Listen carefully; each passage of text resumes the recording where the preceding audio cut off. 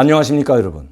강명도TV 자유조선을 시작하겠습니다. 오늘은 왜 김정은이 최근에 들어와서 한국 정부와 문재인 대통령에게 그렇게 입에 담지 못할 욕설을 퍼붓고 있는지, 또 왜 전국 방방곡곡에서 탈북민들과 우리 정부를 성토하는 군중 골기대회를 하고 있는지, 거기에 대해서 말씀드리려고 합니다. 우선 저는 제목을 이렇게 달았습니다. 죽느냐 사느냐 김정은의 선택. 즉 김정은이 죽느냐 사느냐 하는 그 갈림길에서 김정은이가 선택한 것은 무엇인가에 대해서 여러분들께 말씀드리겠습니다. 오늘 노동신문에 실린 일면 논평을 먼저 한번 보도록 하겠습니다. 최고 존엄은 우리 인민의 생명이며 정신적 기둥이다. 노동신문은 이 제목으로 김정은에 대한 그 어떤 존엄도, 김정은을 건드리는 그 어떤 세력과도 무자비하게 싸워야 한다는 것을 북한 주민들에게 고취시키고 있는 것입니다. 즉 최고 존엄인 김정은은 그 누구도 건드릴 수 없는 신과 같은 존재라는 것입니다. 그런데 남조선 당국의 묵인하에 탈북자들이 지금 최고 존엄을 건드렸다는 것입니다. 그런데 이 탈북자들이 최고 존엄을 건드린 것은 이번만이 사실 아니라는 것입니다. 지금까지 많은 삐라를 뿌려왔고 또 대북전단을 날렸습니다. 거기에는 북한의 3대 세습과 김정은의 공포정치, 독재정치에 대한 많은 자료들을 담아서 보냈습니다. 지금까지 그러한 자료들을 담아서 보냈습니다. 그리고 김정은이 어떤 인물인지에 대해서, 어떤 사람인지에 대해서도 구체적으로 김정은의 양력과 그리고 어머니 고용에 대한 이런 자료들을 수없이 날려보냈습니다. 그렇다면 북한은 왜 지금에 와서 이런 탈북자들이 뿌린 전단에 대해서 생투집을 잡고 있을까요? 왜 이렇게 강력히 대처할까요? 그것이 바로 문제라는 것입니다. 그게 북한의 바로 속사정이 있습니다. 그럼 그 북한의 속사정은 과연 무엇인가 하는 것입니다. 저는 지금까지 북한에 대한 정보를 입수하여 여러분들께 북한의 최근의 상황들을 여러 차례 말씀드렸습니다. 그 중에서도 북한의 경제가 폭망했다는 데 대해서도 말씀을 드렸고, 그리고 국경 마을이 지금 폐허로 변하고 있다는 것도 말씀드렸습니다. 바로 그것입니다. 지금 북한 주민들은 죽느냐 사느냐의 갈림길에 서 있습니다. 북한의 김정은이 이 죽음의 길에 선 북한 주민들을 구원하지 못하면 김정은의 정권도, 김정은의 운명도 끝장난다는 것을 김정은은 또 그 측근들은 너무나도 잘 알고 있다는 것입니다. 특히 김정은은 3년 동안 기다려왔습니다. 2017년 5월 달에 문재인 정부가 들어선 다음에 여러분들도 아시겠지만 대결 국면에서 2017년 12월 달까지 핵보유국으로서의 지위를 확고하게 지키고 나서 전 세계의 핵보유국이라는 것을 선포했습니다. 다시 말씀드리면 대륙간 탄도미사일과 거기에 탑재할 수 있는 소형 핵폭탄을 완벽하게 만들어 놓고 핵보유국임을 전 세계에 선포한다는 선포식을 했습니다. 그리고 대륙간 탄도미사일도 발사했고 핵실험도 감행했습니다. 국제사회의 규탄과 미국의 질타를 받으면서도 아랑곳 없이 자기 갈 길을 갔습니다. 그리고 2017년 12월이 지나서 12월 말에는 유엔 안전보장회의에서 가장 강력한 2397호라는 대북 제재안을 발표하기까지 이릅니다. 북한은 완벽한 핵무기와 그 소형 핵무기를 탑재할 수 있는 대륙간 탄도미사일까지 완벽하게 만들어 놓고 바로 2018년 1월 달에 대화의 테이블로 나와갔다는 김정은의 신년사를 발표하게 됩니다. 그리고 이 신년사에서 평창 올림픽이 성대히 치러질 수 있도록 모든 협조를 할 용의가 있다는 이런 신년사를 시작으로 북한은 대화의 틀 속으로 들어오는가 했습니다. 문재인 정부도 김정은의 신년사가 끝나자마자 거기에 대한 열렬한 지지를 보냈고, 급기야 2월 달에는 남북 고위급 회담이 열리고 심지어 김정은의 여동생까지 서울을 방문하게 됩니다. 그로부터 3번에 걸친 남북 정상회담이 있었습니다. 제가 여러분들께 한번 상기시킨 적이 있지만 4월 27일 판문점을 넘어온 김정은은 남북 정상회담, 즉 문재인 대통령과의 정상회담에서 이런 이야기까지 했습니다. 6.25 전쟁 때 내려온 이산가족분들과 또 탈북민들도 마음고생이 많은 것 같은데 이제는 마음고생을 하지 않아도 된다는 아주 정말 폭넓게, 그리고 노그러운 지도자처럼 그것도 웃으면서 얼마든지 끌어안는 듯한 이야기를 문재인 대통령에게 했습니다.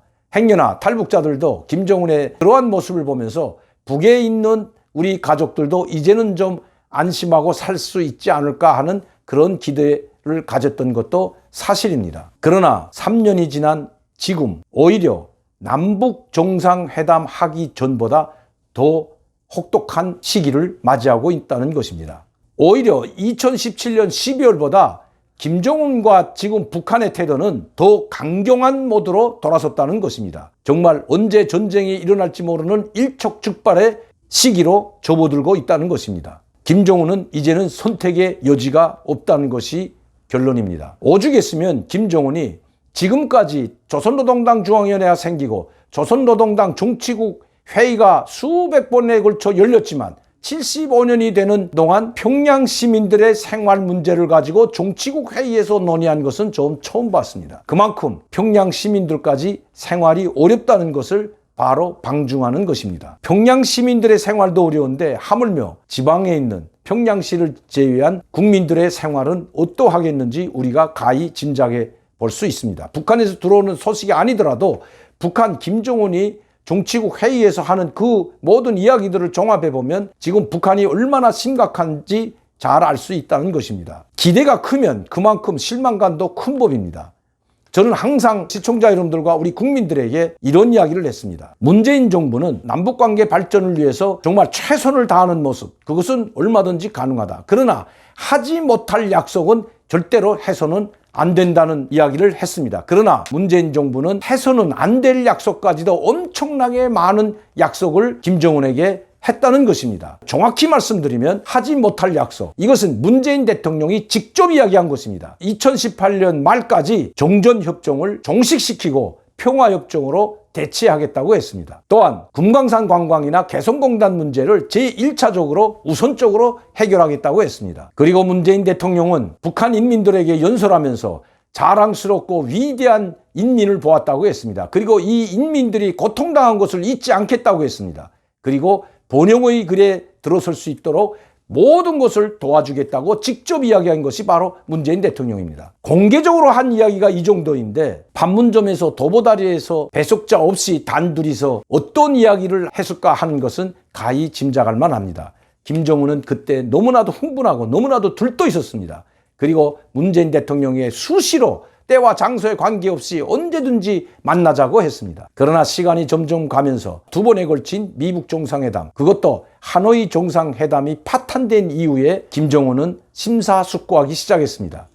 저는 2019년 1월에 지인들로부터 북한의 중요한 소식을 접수했습니다. 그리고 이 소식을 저는 청와대에 전달해 주었습니다. 김정은은 일체 한국 사람들과 접촉하지 말라는 지시를 내렸다는 것입니다. 그리고 모든 준비되어 있는 남북관계, 즉 북한의 우호적인 남측의 시민단체들까지도 접촉하지 말라는 지시가 내려졌던 것입니다. 그래서 미나협을 비롯한 대북 단체들이 준비했던 모든 것들이 수포로 돌아갔습니다. 그 다음 달인 2월에는 바로 하노이에서 미북 정상회담이 있었습니다. 그때까지만 해도 김정은은 김여정, 현송월, 김영철을 비롯한 이수용, 이용호를 모든 간부들을 대동하고 기분 좋게 하노이 회담에 갔습니다. 그렇게 기분 좋게 김정은이 하노이를 방문하게 된 것은 바로 우리 정부에서 이번 미북 정상회담이 끝나게 되면 모든 것이 다 잘 풀리니까 걱정하지 말고 회담에 임하라는 이런 메시지를 전달받았기 때문입니다. 그것은 문재인 대통령이 이미 청와대 회의에서 주재한 자리에서도 이야기가 있었습니다. 하노이 정상회담이 잘 될 터이니 빨리 남북관계를 발전시킬 때 대한 준비를 하라는 지시를 청와대에서 내렸던 것입니다. 그러나 청와대가 바랐던 것처럼 그렇게 하노이 정상회담이 잘 되지 않았습니다. 오히려 도중에서 깨졌습니다. 회담 도중에 트럼프 대통령은 문을 차고 나오는 결과가 됐던 것입니다. 한국 정부의 메시지를 전달받은 김정은은 최선을 다해서 영변 핵단지라는 그 꾸러미를 가지고 이 영변 핵단지를 철폐하겠다는, 폐지하겠다는 선물 보따리라고 했습니다. 그리고 기자들이 보는 앞에서 이번에는 엄청난, 여러분들이 정말로 깜짝 놀랄 만한 선물 보따리를 가져왔다고 만면의 웃음을 환하게 웃으면서 이야기했던 것 여러분들도 아마 기억하실 겁니다. 그런데 결과는 정반대였던 거죠. 그 이후부터 남북관계는 이미 금이 가기 시작했고 한국 정부에 대한, 특히 문재인 대통령과 청와대에 대한 신뢰가 깨지기 시작했던 것입니다. 김정은은 그래도 지금까지 모든 것을 참고 기다려왔습니다. 비록 개성공단은 폐지됐지만 남북 연락사무소를 만들었습니다. 그리고 기다려왔지만 1년 반 동안이라는 세월을 문재인 대통령과 한국 정부만을 바라보면서 지금까지 기다려왔던 것입니다. 그러나 김정은은 우리 한국 정부가 미국의 승인 없이는 한 발자국도 나가지 못한다는 것만 더욱 확고하게 알게 됐을 뿐입니다. 엎친 데 덮친 격으로 김정은 정권은 코로나19로 말미암아 위기 상황에 몰리게 되었습니다. 이 코로나19라는 세계적 전염병은 바로 가뜩이나 경제난으로 호덕이고 있는 북한에 치명타를 안겨주었습니다. 방역 시스템과 보건 시스템이 완전히 붕괴된 북한은 이 코로나19 전염병을 막기 위해서 제일 먼저 누구도 하지 않았던 중국과의 국경 봉쇄를 1월 중순에 발표합니다. 누구도 하지 않았습니다. 그러나 북한이 제일 먼저 국경을 봉쇄합니다. 그리고 일체 나가지도 들어오지도 못하게 하고 나갔던 사람도 들어가지 못하고 북한에 있는 사람도 중국으로 가지 못하는 이런 초유의 사태가 발생하게 됩니다. 이제 와서 중국에 애걸복걸하면서 빨리 국경을 풀어달라고 고위급 대표단을 보내고 사정을 해보지만 이제는 중국에서 오히려 북한의 코로나 때문에 국경을 열지 못하는 상황입니다. 이 6개월 동안의 기간에 북한의 경제는 완전히 폭망했고 특히 국경연선에 있던 마을들이 제일 먼저 타격을 입게 된 것입니다. 그 여파로 평양 시민들의 생활까지도 바닥으로 추락하게 되었던 것입니다. 김정은은 이제 더 이상 한국 정부만 바라보고 또 미국 트럼프만 바라보고 있을 수만이 없는 상황이 된 것입니다. 뭔가 일을 저지르지 않으면 김정은 정권이 몰락할 수도 있다는 이 위기감에 빠졌던 것입니다. 김정은은 살아남기 위해서 죽느냐 사느냐 하는 이 갈림길에서 위기 상황을 돌파하기 위해서 김정은은 한국을 이제는 적으로 규정하고 모든 것이 한국 정부와 한국에 있는 탈북민들에게 모든 죄를 뒤집어 씌우고 있는 형편입니다. 가장 나약한 탈북민들. 그래 삐라 몇 장 뿌렸다고 해가지고 북한 체제가 흔들리는 것도 아니지만 김정은은 바로 이 문제를 걸거들어 우리 정부를 협박하고 압박하고 있는 것입니다. 협박하고 압박할 뿐만 아니라 이미 그 실행 조치를 하고 있다는 것입니다. 모든 통신선들을 차단하고 이제 군사 합의마저 파기하고 엄청난 군사적 도발을 준비하고 있습니다. 김정은이 선택의 여지가 없다는 것입니다. 북한은 이미 대륙간 탄도미사일을 발사할 수 있는 모든 준비를 갖춰놓았고 SLBM 발사까지도 완벽하게 준비되어 있다고 합니다. 북한이 이야기한 대로 북한은 지금 모든 군사력이 모든 전군이 격동 상태에 들어간 상태입니다. 제가 어제 말씀드렸듯이 폭풍을 발령하게 되면 모든 이민군 병사들에게 실탄이 지급되고 격발된 상태에서 방아쇠만 당기면 발사할 수 있는 그 준비까지가 폭풍 발령입니다. 이미 전군의 폭풍 발령을 내린 김정은의 명령만 기다리고 있다는 것입니다. 평양 시민들의 생활까지 바닥으로 추락한 상태에서 누군가 희생양을 하나 내세워야 됩니다. 그러나 북한 내부에 있는 최룡해나 아니면 김영철이든 이런 사람을 희생양으로 또다시 내세워서는 이번 사태를 막을 수가 없다는 것입니다. 지금 북한 주민들은 더 이상 못 살겠다고 절규하고 있는 상황입니다. 이제 평양 시민들까지도 이 절규에 동참하게 되면 김정은 정권은 그야말로 추풍낙엽이 될 것이기 때문입니다. 김정은의 선택, 이제 발사 명령만 남았습니다. 오늘도 강명도TV 자유조선을 시청해 주신 여러분들께 진심으로 감사를 드립니다. 그리고 저를 후원해 주시고 지원해 주시는 팬 여러분들께도 진심으로 감사를 드립니다. 감사합니다.